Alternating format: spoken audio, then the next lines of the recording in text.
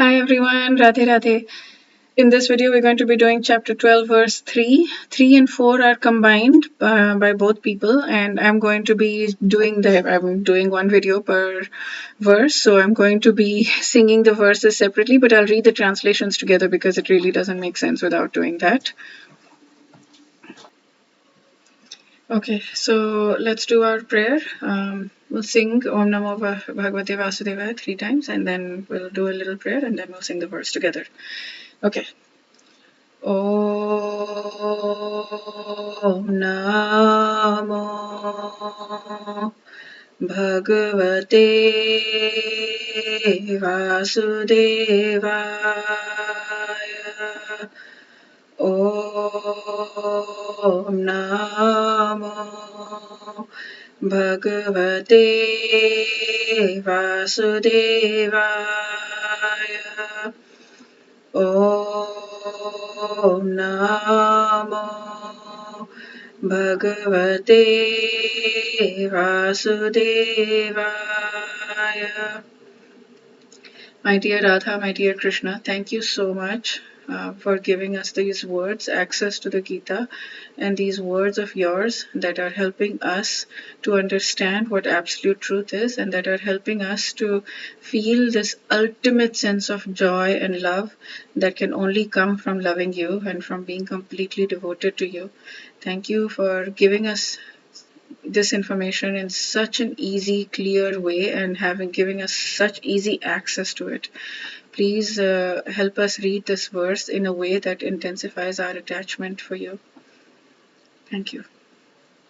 Okay, so let's sing the first verse, and I'll read the full translation because it doesn't make sense without it. And then next video I'll read the second verse, sing the second verse, and then read the translation of the whole thing again.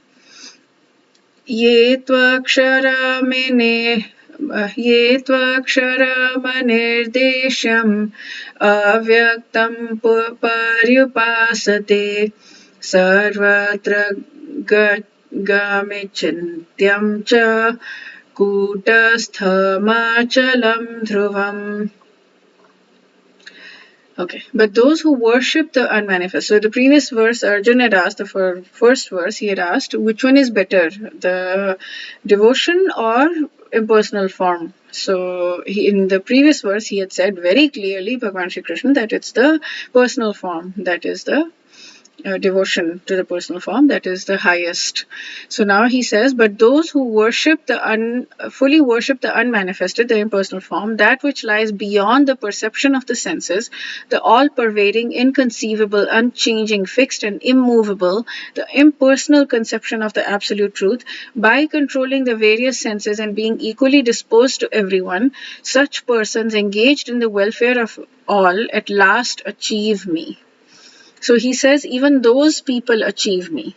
Even the impersonal people achieve me. Because Bhagwan, the absolute truth, has three aspects to it: Brahman, Paramatma, and Bhagwan. So they will achieve the Brahman aspect of him, just not the ultimate, most perfect, formed aspect of him. Those who do not directly worship Krishna but who attempt to achieve the same goal also ultimately achieve the same goal. Yeah. So I have heard different things. I've heard in a lecture also that if a person goes to Brahman, then he cannot go to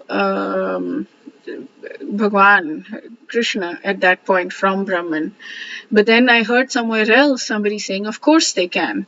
It's just that they're very much at peace and they don't necessarily want to because there is no pain, and it is often pain that drives us to go to Bhagwan in the first place. And when you're at peace, when there is nothingness and you're at peace, then there is no necessity for it. There isn't as much motivation. Pain is a great motivator, but you can if you want to. So yeah, I don't know which is which, and why when he says that even those impersonal people can attain me.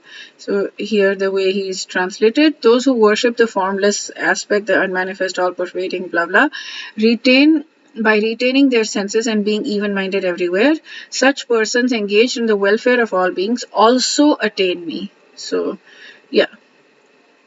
Yeah, so that's what Brahman, Paramatma, and Bhagwan. One may worship either of these categories, but should never claim that one's conception of God is the only correct one, while those others are erroneous. Okay. So, yeah, that's it for this verse. We'll do chapter 12, verse 4 in the next video, and I'll read the whole translation again. Thank you, and wish you a very beautiful day filled with lots and lots of Krishna prem. Radhe Radhe.